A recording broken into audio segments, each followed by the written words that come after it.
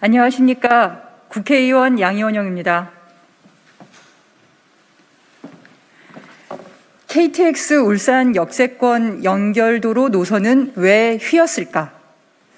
김기현 원내대표 소유 임야 가격 약 1,800배 급상승 의혹. 당초 계획에 없던 노선 변경, 누구의 결정인지 밝혀야 합니다.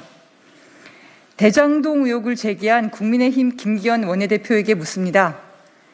2007년 울산 역세권 연결도로 노선은 당초 계획과 달리 왜 김기현 원내대표 소유의 임야로 휘어져서 관통했을까요?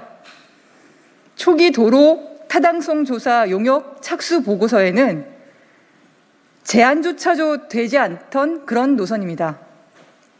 김기현 원내대표 소유 맹지 임야를 지나는 노선으로 왜 하필 변경되었는지 의문입니다.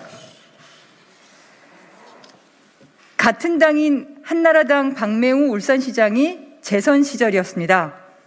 이 시기에 20에서 25m의 보조 간선도로가 김기현 원내대표 소유 임야를 지나는 노선으로 갑자기 휘어졌고, 김 원내대표가 재선 직후인 2008년 8월경 도시계획위원회에서 최종 가결됩니다.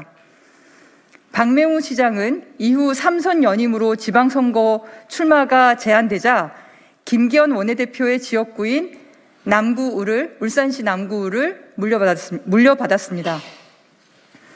정보 접근성이 뛰어나고 주변 인맥이 탄탄한 지역 정치인이 권한을 행사하지 않았는지 의심할 수밖에 없는 정황입니다. 3동 역세권 연결도로 도시관리계획 도로 결정 용역의 착수보고, 중간보고, 최종보고 자료를 입수해서 노선이 결정되는 과정을 확인했습니다. 노선 결정 과정을 검토해보니 의혹은 더욱 강해졌습니다. 2007년 도로개설사업 타당성 연구 용역 착수보고에서 검토되던 노선에는 김기현 원내대표 소유 임야로 지나는 노선이 아예 없었습니다. 보시면 2007년 8월 달에 착수 보고하던 자료입니다. 여기에 나와 있는 노선 1안, 2안, 그리고 3안 모두 휘어져 있지 않습니다.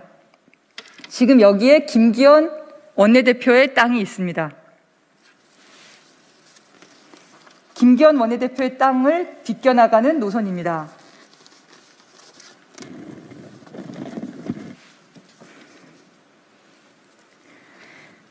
김기현 소유 임야를 지나는 노선이 되기 위해서는 동쪽으로 휘어져야 합니다. 두 차례 중간 보고를 거치면서 당초에 없었던 김기현 원내대표 소유 임야로 지나는 휘어진 노선이 기본 노선이 되었습니다. 이 자료를 보는 게 나을 것 같은데요. 이걸로 바꿔주세요.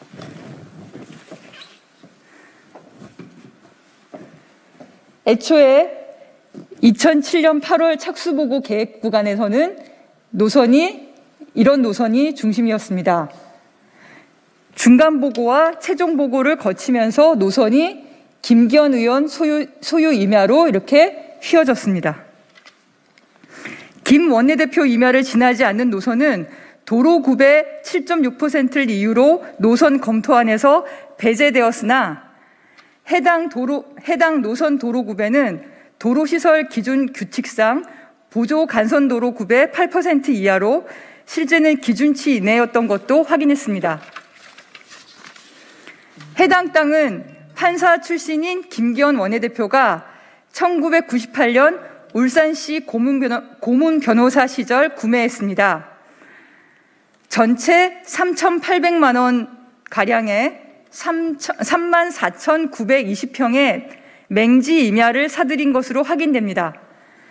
임야의 도로가 개설될 당시에 현재 주변 시세로 임야의 도로가 개설될 시 현재 주변 시세로 땅값만 약 640억 원에 달할 것으로 추정되고 있습니다. 실제 인근 도로에 접한 땅의 최근 매매가는 평당 약 183만 원으로 김 원내대표 구매 당시 평당 약 1,097원인 점을 감안하면 1800배의 차이가 나는 것입니다.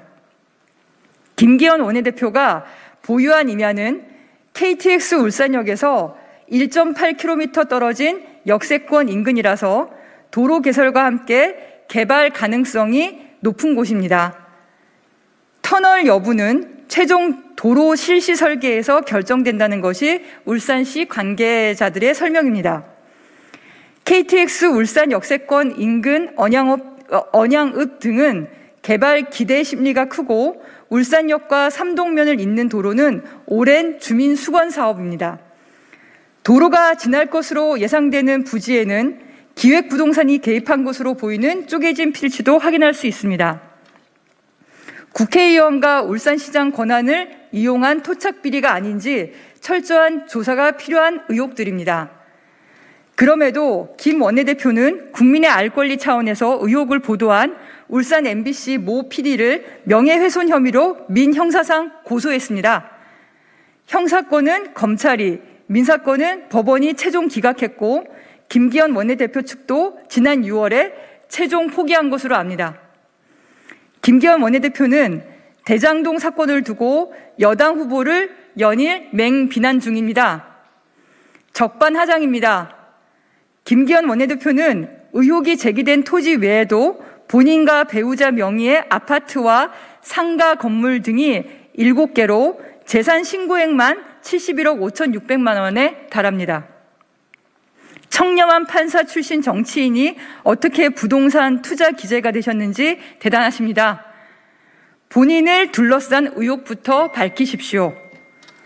국민 상식으로 이해되지 않는 휘어진 노선 결정에 제1야당 원내대표로서 개입하지 않았는지 설명할 의무가 있습니다. 의혹이 만약 사실로 드러날 경우 국민의힘은 스스로가 토건비리 세력 그 자체임이 다시 한번 확인될 것입니다. 2021년 10월 6일 국회의원 양이원영.